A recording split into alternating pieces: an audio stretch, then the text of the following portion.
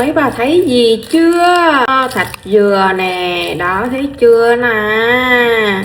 Dâu, mít, đó. Trời ơi nó ngon. Mát lạnh luôn, ăn miếng dâu, miếng mít với miếng thạch dừa.